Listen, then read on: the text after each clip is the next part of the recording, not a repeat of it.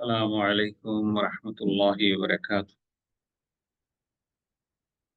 إن الحمد لله والصلاة والسلام على رسول الله وعلى آله وأصحابه ومن والاه. أما بعد فأعوذ بالله من الشيطان الرجيم. بسم الله الرحمن الرحيم. مثل الذين ينفقون أموالهم في سبيل الله كمثل حبة أنبتت 7 سنابل في كل سنبلة 100 حبة والله يضاعف لمن يشاء والله واسع عليم. صدق الله العظيم. رب اشرح لي صدري ويسر لي أمري واحلل عقدة من لساني يفقهوا قولي ربي زدني علما. সম্মানিত দিনী ভাই এবং বোনেরা, আল্লাহ সুবহানাহু ওয়া তাআলার লাখো শুকরিয়া যে আমরা সালাতুল মাগরিব জামাতের সাথে আদায় করলাম। আল্লাহ রাব্বুল আলামিন আমাদেরকে তৌফিক দিলেন। আমরা জানি যে একা একা নামাজ পড়ে যে সওয়াব পাওয়া যায়, যদি জামাতের সাথে আদায় করা হয় তাহলে ২৫ থেকে ২৭ গুণ বেশি সওয়াব মিলে। তো আমরা আশা করছি আল্লাহ রাব্বুল আলামিন সেই সওয়াব আমাদেরকে দান করবেন। আপনারা যারা একটু দূরে আছেন যদি আর একটু কাছায় যান একটু ভালো হয়। তো প্রতি রবিবারে আমাদের এখানে ড্যানফোর্ড ইসলামিক সেন্টার কর্তৃক আয়োজিত সংক্ষিপ্ত একটা তাফসীর হয়। সো এই তাফসীরের খুব বেশি সময় যায় না, আমরা আশা করি ৮ ঘন্টা ভিতরে শেষ করবো ইনশাআল্লাহ। সো আল্লাহ রাব্বুল আলামিন আমাদেরকে যদি তৌফিক দিন, আমরা সংক্ষিপ্ত কিছু কথা রাখবো। শুরুতে আল্লাহ রাব্বুল আলামিনের প্রশংসা করছি, তিনি আমাদেরকে এই সুযোগ করে দিয়েছেন। আমরা সবাই অন্তর থেকে পড়ি আলহামদুলিল্লাহ। তো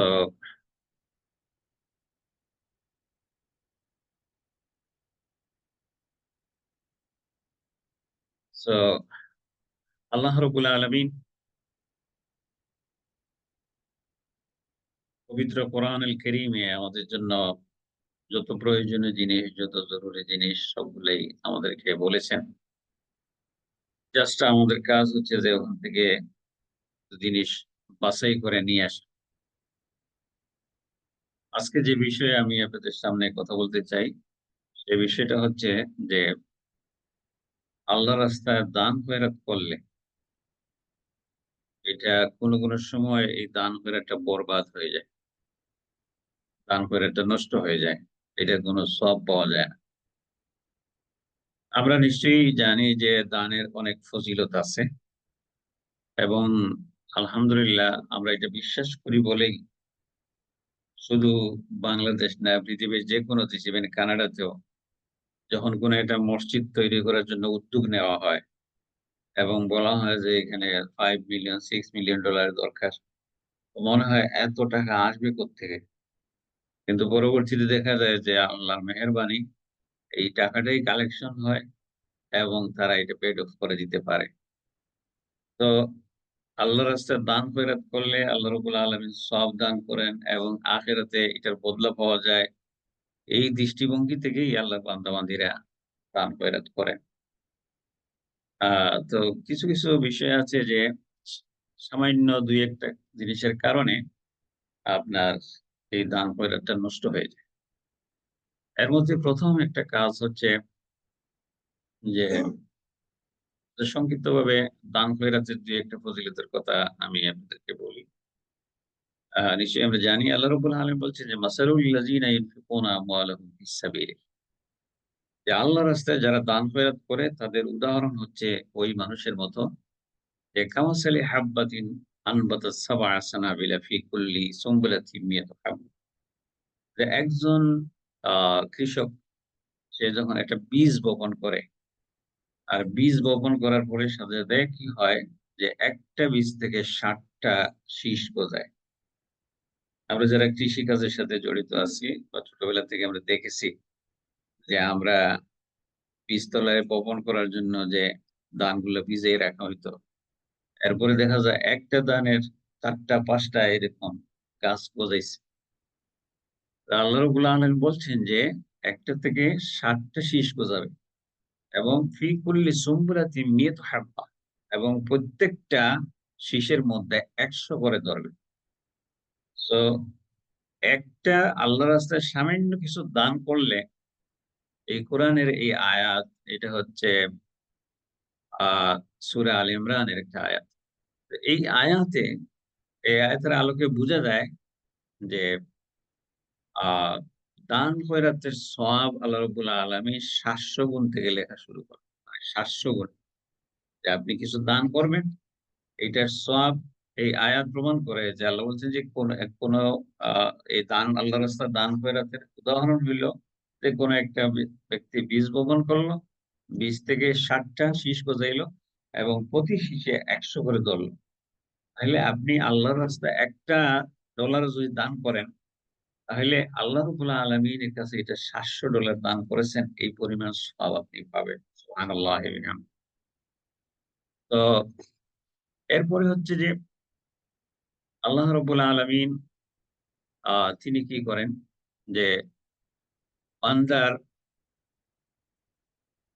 তিনি বলছেন যে, আর একটা হাদিসে আল্লাহ রাসূল সাল্লাল্লাহু আলাইহি ওয়াসাল্লাম বলছেন, মান আনফাকা নাফাকাতান ফি সাবিলিল্লাহ, যে ব্যক্তি আল্লাহর রাস্তায় কোন জিনিস দান করলো, কাতাবতু কাতাবাত লাহু বিসাব'i মিয়াতি দিরহামিন, একবারে হুবহু মানে কোরআনের আয়াতের ব্যাখ্যা এই হাদিসে আসছে।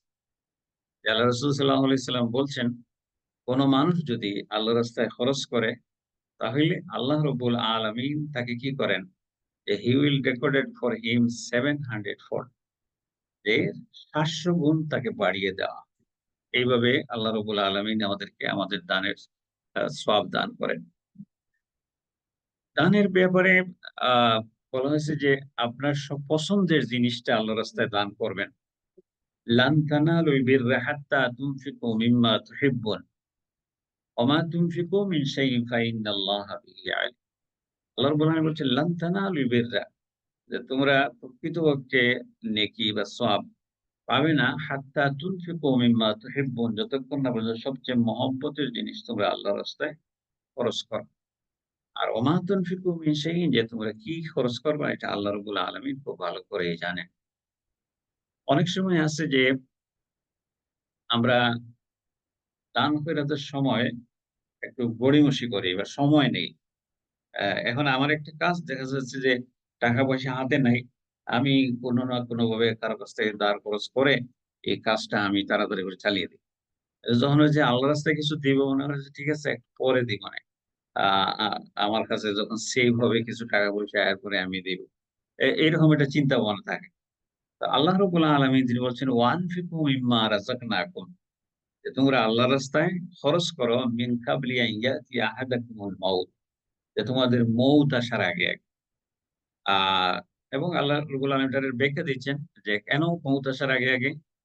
যে তোমাদের অবস্থা এরকম যেন না হয় যে ফায়াকুল রাব্বি, তোমরা যেন এরকম না বলো যে হে আমার রব, লাউলা আখারতানি ইলা আজালিন কারিব, যদি আমার মউতটা যদি আরো দেরিতে আপনি দিতেন, তাহলে ফাসাদদাকা ওয়া আকুম মিনাস সালিহিন, আমি এত সদকা খয়রাত করতাম।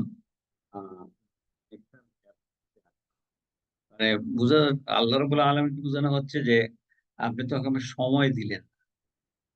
আপনি যদি আমাকে সময় দিতেন, আমি যদি আর কিছুদিন হায়াত পেতাম, তাহলে দেখতেন কত টাকা-পয়সা মানুষকে দিতাম, আর কত গরিবকে সাহায্য করতাম, কত কিছু করতাম। তো আল্লাহ রাব্বুল আলামিন তখন জানেন যে ওয়ালা ইউআখিরুল্লাহু নাফসান ইযা জাআ আজালুহা, যে মউত যখন নির্দিষ্ট সময় আসে, এটা আগেও আসে না, পরে আসে না, নির্দিষ্ট সময় আসে। এভাবে তোমাদের মৃত্যু হয়। তো এখন মনে করেন আমরা যারা মনে করি যে কিছুদিন পরে দিব, আল্লাহ রাব্বুল আলামিন বলছেন যে মউত আসার আগে দাও। মউত কোন সময় আসবে আমরা তো জানি না। বাট মউত আসবে আমরা জানি। কিন্তু মউত আজকে আসবে না, কালকে আসবে না, আগামী বছর না, আরো ১০ বছর না, আর ২০ বছর আমি বাঁচবো, আমি তো জানি না। তো এইজন্য এটা দিয়ে বোঝানো হয়েছে যে এই মুহূর্তেই আল্লাহর রাস্তায় দান খয়রাত করা। অনেক সময় আল্লাহ রাসূল সাল্লাল্লাহু আলাইহি সাল্লাম আমাদেরকে বলছেন যে বনি আদমের সম্পদ হইল ৩ টা। এর মধ্যে একটা হচ্ছে যে তাসাদ্দাকতা ফাআমদাইত, যে যেটা তুমি কি করবা, আল্লাহ রাস্তায় খরচ করবা, এটাই তোমার কাছে থাকবে। আর আকালতা ফাফ নাই, যেটা তুমি খাইলে এটা শেষ করে দিলে। আর আরেকটা হচ্ছে আওলাবিস্তা পাবলাই, আর একটা পোশাক, যে কাপড় চোপড় তুমি পরো, পড়তে পড়তে এটা যখন পুরাতন হয়ে যায়, ছিঁড়ে যায়, এটাই শেষ। যা পড়লা এটা তোমার সম্পদ, আর যা খাইলা এটাই তোমার সম্পদ ছিল, আর যা আল্লাহ রাস্তায় দান খয়রাত করলা এটাই তোমার থেকে গেল। আহ কারণ মানুষ যখন মারা যায়, মারা যাওয়ার পরে আপনার পকেটেও যদি কিছু টাকা পাওয়া যায়, তাহলে এই টাকারও ভাগ চাইবে ছেলে মেয়েরা, যে বাবার পকেটে কিছু টাকা পাওয়া গেছে, এটা সমানভাবে ভাগ করা হোক। তো আপনার সন্তান আল্লাহ রাস্তায় খরচ করবে কিনা, দান খয়রাত করবে কিনা আপনি জানেন না। সাহাবায়ে কেরামকে নবী করিম সাল্লাল্লাহু আলাইহি ওয়াসাল্লাম বললেন, আমার সাহাবীরা, তোমাদের মধ্যে কে আছে এরকম যে নিজের সম্পদের চাইতে ওয়ারিসের সম্পদকে বেশি ভালোবাসে? সাহাবায়ে কেরাম বললেন, ইয়া রাসূলুল্লাহ, এটা মোটেই না। প্রত্যেকেই তো নিজের সম্পদকে ভালোবাসে। আল্লাহ রাসূল সাল্লাল্লাহু আলাইহি সাল্লাম বললেন যে, তোমার সম্পদ হচ্ছে সেটা যেটা তুমি তোমার মৃত্যুর আগে পাঠিয়ে দিয়েছো। এটাই হচ্ছে তোমার সম্পদ। আর তোমার উত্তরাধিকারীর সম্পদ হচ্ছে যে তোমার যা সম্পদ আছে চোখ বুজার সাথে সাথেই এটা অলরেডি উত্তরাধিকারের কাছে বন্টন করে দেওয়া হয়ে গেছে, ওখানে চলে যায়। তো এখন যদি তুমি আল্লাহর রাস্তায়, এটা যদি বুঝাইতে চাইছেন আল্লাহ রাসূল, যে তুমি যদি আল্লাহর রাস্তায় খরচ না করে খালি জমাইতে থাকো, তাহলে তুমি কার সম্পদকে ভালোবাসতেছো? তোমার উত্তরাধিকার সম্পদকে তার ভালোবাসতেছো, তোমার ওয়ারিসের সম্পদকে। আর তুমি যদি সত্যিকার অর্থে তোমার সম্পদকে তুমি যদি ভালোবাসতা, তাহলে তুমি আল্লাহ রাস্তায় কিছু খরচ করে দিয়ে আখিরাতের জন্য কিছু জমা করে রাখ। এইভাবে আল্লাহ রসুল আমাদেরকে উৎসাহিত করেছেন। দুনিয়াতে আল্লাহ আল্লাহ রাব্বুল আলামিন বলছেন যে কিছু আছে যারা আল্লাহ রাস্তায় খরচ করতে মানুষকে বাধা দেয়। কোরআনে আল্লাহ রাব্বুল আলামিন বলছেন, আশ-শাইতানু ইয়াইদুকুমুল ফাকরা। শয়তান মানুষকে খালি ভিতরে ভিতরে ভয় দেখায় যে তুমি তো দান করলে তো ফকির হয়ে যাবে, তোমার সম্পদ কমে যাবে। আশ-শাইতানু ইয়াইদুকুমুল ফাকরা আর ওয়ায়ামুরুকুম বিল ফাহশা। আর তার কাজই হচ্ছে মানুষকে অশ্লীল কাজের জন্য তাদের দিল খুলে, হাত খুলে দাও। এখানে একটা কনসার্ট হবে, সবার চাইতে বেশি কে দিতে পারে। তুমি এলাকার ধনী মানুষ, বাড়ি গাড়ি অনেক কিছু আছে, একটা নাম-দাম আছে না তোমার? তো এইজন্য সে ওই অশ্লীল কাজ, খারাপ কাজ, এগুলার ব্যাপারে মানুষকে উৎসাহিত করে যে ওইদিকে দান করো। কোরআনে একটা আয়াতে আল্লাহ রাব্বুল আলামিন বলছেন যে আল্লাহর রাস্তায় মুমিনটা খরচ করে, আর শয়তান বা তার অনুসারীরা কি করে? যারা কাফের মুশরিক, তারা খরচ করে ইউনফিকুনা ওয়া ইয়াসুদ্দুনা আন সাবিল, যে মানুষকে আল্লাহর রাস্তায় বাধা দেওয়ার জন্য খরচ করে। ইসলাম থেকে মানুষকে দূরে সরিয়ে নেওয়ার জন্য যত খরচ করা লাগে, এটা একবারে কুলা হাতে দেওয়া হয়। আর যখনই বলা হয় যে আল্লাহর রাস্তায় কিছু মসজিদে দেন, আল্লাহর রাস্তায় কিছু এতিমখানায়, গরিব মিসকিন মাদ্রাসায় দেন, তাহলে খুঁজতে খুঁজতে এরপরে অনেকবার যাইবেন। আমরা দেশে দেখছি, অনেক অভিজ্ঞতা আমাদের আছে। হ্যাঁ? এমনিতে যাইয়া বলছে, "৫০ দিয়ে দাও।" সাথে, সাথে বার করে দিছে। আর আপনি মসজিদের জন্য কি মাদ্রাসার জন্য গেছেন, বলছে এখন ইয়ে নাই, পরে আ পরে আর কদিন আপনি যাইবেন তার কাছে। তো এইভাবে আবার কিছু মানুষ আছে আলহামদুলিল্লাহ নীরবে তারা অনেক দান খয়রাত করে। তো শয়তান মানুষের মধ্যেও আছে। কোরআনে বলা হয়েছে যে ওয়াসওয়াসা দেয় আল্লাযী ইউওয়াসওয়িসু ফি সুদুরিন নাস মিনাল জিন্নাতি ওয়ান নাস। যে ওয়াসওয়াসা দেয় মানুষের অন্তরে, জিনের মধ্যেও আছে আবার মানুষের মধ্যেও আছে। এই মানুষের মধ্যে থেকে কিছু শয়তান আছে, যে শয়তানগুলো আপনাকে কি করবে? আল্লাহর রাস্তায় খরচের ক্ষেত্রে সবসময় বাধার সৃষ্টি করবে। আচ্ছা মিয়া, এত কিছু দেওয়ার দরকার কি? সামান্য দিলেই তো হয়। তো এইভাবে আ অথবা ভিতর থেকেই আপনার আসবে যে, এই সেদিন আমি এক গরিবকে দিলাম, এখন আবার দিবি না। আ তাকে আবার আপনি ধমক দিয়ে যে, সেদিন দিলাম, এখন আবার আমার কাছে চাও কেন? এইভাবে বাধার সৃষ্টি করা হয়। তো এই বাধার সৃষ্টির পরে সবকিছু ডিঙ্গিয়ে যখন আপনি আল্লাহর রাস্তায় দান করবেন, তো যেকোনো ইবাদতের জন্য শর্ত হচ্ছে যে আপনি নিয়তের বিশুদ্ধতা থাকতে হবে, খালিস নিয়তে। খালিস নিয়ত মানে কি, যে আপনি আল্লাহর সন্তুষ্টির জন্য দান করবেন, আল্লাহর সন্তুষ্টির জন্য যাবতীয় ইবাদত বন্দেগী আল্লাহর সন্তুষ্টির জন্য করবেন, মানুষকে দেখানোর জন্য করবেন না। এই জন্য ইমাম বুখারী রাহিমাহুল্লাহ তিনি তার সহিহ বুখারীর মধ্যে সর্বপ্রথম এই হাদিসটা নিয়ে আসছেন, ইন্নামাল আমালু বিন্নিয়াত, যে কাজের ফলাফল নিয়তের উপরে নির্ভর করে, আপনি যে নিয়তে করবেন সেই নিয়তে পাবেন। তাইলে দান করার ক্ষেত্রে যদি আপনার নিয়ত সহি না হয়, তাহলে এই দান বেঁচে গেছে, আপনি টাকা পয়সা আপনার পকেট থেকে দিলেন কিন্তু এটার কোনো কাজে আসলো না, বরং উল্টা আরো ক্ষতি হইতে পারে যদি এটা লোক দেখানোর উদ্দেশ্যে দিয়ে থাকে। সূরা মাউন পড়ে দেখেন, আরাইতাল্লাযী ইউকাজ্জিবু বিদ্দীন, এখানে বলা হয়েছে ফাযালিকাল্লাযী ইয়াতুল কিতাব ওয়া লা ইয়াহুদ্দু আলা তা'আমিল মিসকিন ফাওয়াইলুল লিল মুসাল্লিন, বলা হয়েছে ওই সমস্ত নামাজীর জন্য ধ্বংস, যে আল্লাযীনা হুম আন সালাতিহিম সাহুন, যারা তারা সালাতের ব্যাপারে গাফিল উদাসীন, আল্লাযীনা হুম ইউরাউন, এবং মানুষকে যারা দেখায়, আল্লাযীনা হুম ইউরাউন ওয়া ইয়ামনাউনাল মাউন। এ নামাজও যদি আপনি লোক দেখানোর উদ্দেশ্যে পড়েন, তাহলে নামাজ পড়ার যে সওয়াব এটা তো পাবেনই না, সেই সাথে আপনি কি হবে, আপনার গুনাহ হবে। অনুরূপভাবে দান খয়রাতের ক্ষেত্রেও যদি আপনি কি করেন, যে আল্লাহ রাব্বুল আলামিনকে সন্তুষ্ট করার ছাড়া অন্য কোনো উদ্দেশ্যে যদি দান খয়রাত করে থাকেন, যে লোকেরা বলুক আমি খুব দানশীল ইত্যাদি, ইত্যাদি। হাদিসে আসে, আমরা ডিটেইলস বলার সময় নেই। হাদিসে আসছে যে আ পৃথিবীর সবচেয়ে দানশীল ব্যক্তিকে আল্লাহ রাব্বুল আলামিন জিজ্ঞেস করবেন যে, "আমি তোমাকে যে সম্পদ দিছিলাম তুমি কি করেছো?" সে বলবে, "রব্বুল আলামিন, আমি তো একবারে কোনো মানুষ আমার কাছ থেকে খালি হাতে ফিরে যায়। মসজিদ, মাদ্রাসা, এতিমখানা, শহর, স্কুল, কালভার্ট-টালভার্ট যা আছে, গরিব, দুঃখী, মেহনতি মানুষ যে আসছে খালি দিছি। আ আমার কাছ থেকে খালি হাতে কোনদিন কেউ ফিরে যায় নাই।" এরকম কিছু মানুষ আবার বলেও আমাদের মাঝে। অনেক সময় বলে, "ভাই আপনি কি বলেন? আমার তো মনে নাই কোনদিন আমার কাছ থেকে কেউ খালি হাতে ফিরে ফিরে গেছে।" এরকম যখন বলা হয়, আল্লাহ রাব্বুল আলামিন বলবেন, "তুমি তো আমার সন্তুষ্টির জন্য এগুলা করো নাই। বরঞ্চ মানুষকে সন্তুষ্ট করার জন্য। তো মানুষ তো তোমাকে খুশি হয়ে দানবীর আরো কিছু বলছে। সুতরাং আমার কাছে পাওয়ার কিছু নাই।" এরপরে দেখা গেছে যে তাকে জাহান্নামে ফেলে দেওয়া হবে এই বিশাল দানশীল ব্যক্তিটাকে। এইজন্য বলা হয়েছে যে আপনি যখন দান করবেন, সবসময় এই নিয়ত খাস থাকতে হবে যে আমি আল্লাহর সন্তুষ্টির জন্য এই কাজটা করতেছি। আপনার নিয়ত সহি আছে, বাট কেউ জেনে ফেললো, এরপরে এটা প্রচার হয়ে গেল, এর দায়িত্ব তো আপনার না। কিন্তু আপনি নিজের থেকেই যদি মনে করেন যে আমার এটা একটু প্রচার হোক, আ তাহলেই আপনি আ ১ বাটি খিচুড়ি দিয়া আর ৯ জন মিলিয়ে ধরলেন। আর ছবি তুলে Facebook এ দিলেন। হ্যাঁ? তো এখন এই যে আপনি শোয়িং মানে শো করার একটা মানসিকতা, এটা খুবই খারাপ জিনিস।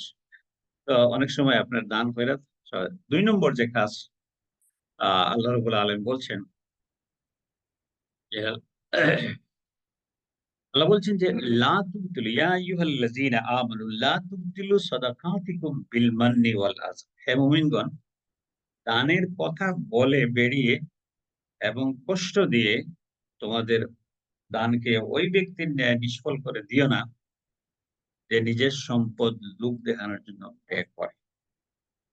এখানে এই আয়াতে ২ টা জিনিস আছে। এটা আ আমরা ইয়া আইয়ুহাল্লাযীনা আমানু লা তুবতিলু সাদাকাতিকুম বিল মান্নি ওয়াল আযা। দান খয়রাত তোমরা বিনষ্ট করিবে না, ২ টা কারণ। একটা হচ্ছে যে মানুষের কাছে বলে বেড়ানো। আপনি দান করলেন আর মানুষের কাছে বলে বেড়াইলেন। বলে বেড়ানোর বিভিন্ন ওয়ে আছে, যে আপনি মুখ দিয়ে বলতে পারেন, Facebook এ লিখেও দিতে পারেন। ছবি-টবি দিব, কোনভাবে মানুষের কাছে এটা তুলে ধরা যে আমি এই কাজটা করছি। এটা যদি আপনি করেন, আর আরেকটা হচ্ছে যে বলে বেড়ানোটা আমরা কিভাবে করি? যেমন আপনি কাউকে বললেন যে আ এই যে মসজিদ, ওই যে সিটির ২ টা মসজিদ তো আমি নিজে বানাই দিছি। হ্যাঁ? আর দেশের বাড়িতে একেবারে পুরাটাই আমার টাকা পয়সা দেওয়া, এটা আমি নিজে বানিয়ে দিছি।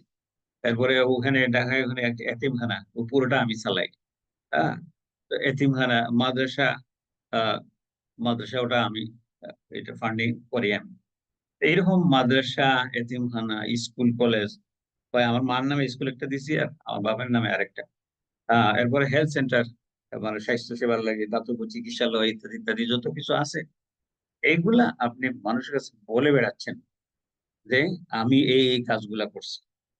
তো ভাই, অনেক সময় আছে যে একটু কায়দা করে বলার পরেও মানে নিজের জিনিসটা প্রচার করা হয়।